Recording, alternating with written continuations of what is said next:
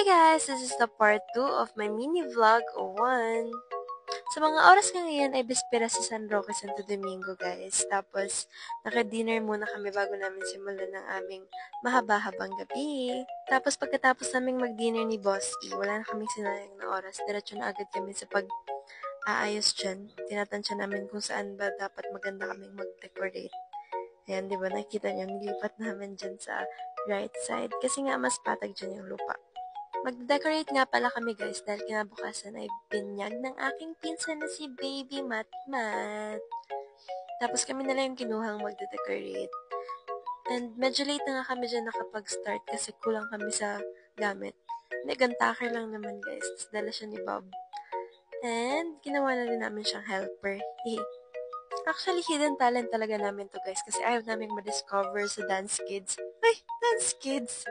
Kasi back to work na nga guys. Kami nga pala ni Bob dyan ang nagpapalobo. Tapos naman si Boss E, siya na yung nagsuskirting. Hindi ko na siya na-record actually kasi nga busy na rin kami dyan. Kung inaakala nyong maaga pa yan guys, ay dyan kayo nagkakamali dahil quarter to 12 na yan.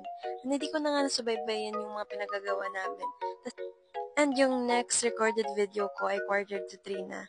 Yes guys, you heard it right. This is 2:43 AM. And dyan pa lang kaming part. Pero malaki-laki na rin naman yung progress namin, di ba?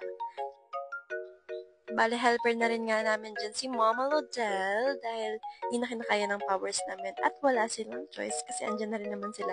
And ayan, finally nalagay na rin namin guys. Nakala nyo ba tapos na? O dyan kayo nagkakamali dahil maglalagay pa tayo dyan ng mga linking balloons para hindi siya maging plain looking.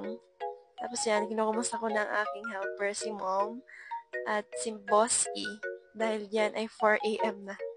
Yes, nakita niyo naman ang kamay ko, diba? That's 4 AM, guys. Imagine 4 AM. Pero ito yung mga puyat, guys, na worth it. Hindi naman kami nagsisi dyan. Diba? Ito yung mga pagod na, hay, ang sarap mapagod. Bala, ito na nga, guys, yung final outcome ng pinagharapan namin ng ilang oras. Ayan, diba? Super sulit yung pagod. Kaya, ano pang hinihintay nyo? Book nyo na kami.